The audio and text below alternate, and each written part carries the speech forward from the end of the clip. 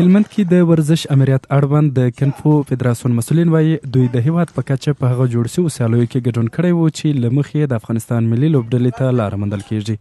د یاد فدراسون مسؤل سید افتخار حسین جلالي وايي د دې سیالیو پر مهال هلمند دریم مقام خپل په نوم ثبت کړ.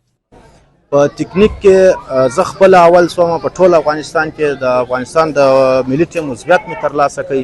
بیا په فایټو په بخش کې زموږ دوه تکړه هلمندي ځوانان اول مقامونه ترلاسه کوي، دوه تکړه ځوانان دوهم مقامونه ترلاسه کوي، یو تن تکړه ورزشکار دریم مقام یې ترلاسه کوي.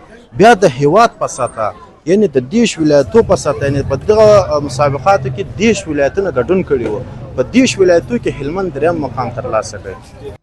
د دې لاسته راوړنو په پار په جوړ شوي پروګرام او ورزشي نمایشاتو کې د دې سیالیو یو بل تن ګډونوال نصیر احمد چې په یادو سیالیو کې دوهم مقام خپل په نوم کړی وای، دوی بله هم هڅه وکړي چې د خپل ولایت او هیواد لپاره لاسته راوړنې په دې برخه کې ولري او کوشش کوو چې تر دې لا هم موږ تمرین وکړو، خواري وکړو چې د هلمند لپاره ویاړ راوړو. اوس مو هم د هلمند لپاره دوه مقام ویاړ راوړي او د ټول افغانستان لپاره کوشش او زحمت کارو چې خارجي مسابقو د پاره ځان آماده کو ویاړ راو.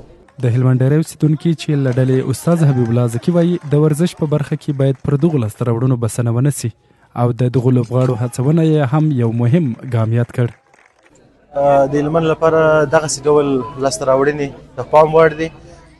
ماشاءالله هلمند په ټولو برخو کې لاسته راوړنې لري. په تېره بیا د ځوانانو د ورزش برخه کې دا نه وروستۍ لاسته راوړنه نه لومړۍ لاسته راوړنه. هلمند ماشاءالله ښه استعدادونه لري، خاص ډول د ورزش په برخه کې موږ همیشه په دغسې لاسته راوړنو باندې ویاړ کوو او دغسې ځوانان او دغه لاسته راوړنې چې دوی راوړي دا باید وهڅول سي، باید تشویق سي. په دې وروستیو کې د هلمند ورزش امریت له لوري د ورزش د ودې په موخه هڅې چټکې سوي دي چې د هلمند مرکز لښکرګاه ښار ترڅنګ په یو شمېر ولسوالیو او سیمو کې هم د بېلابېلو ورزشي رشتو په برخه کې ګڼې سیالۍ په لار اچول سوي دي.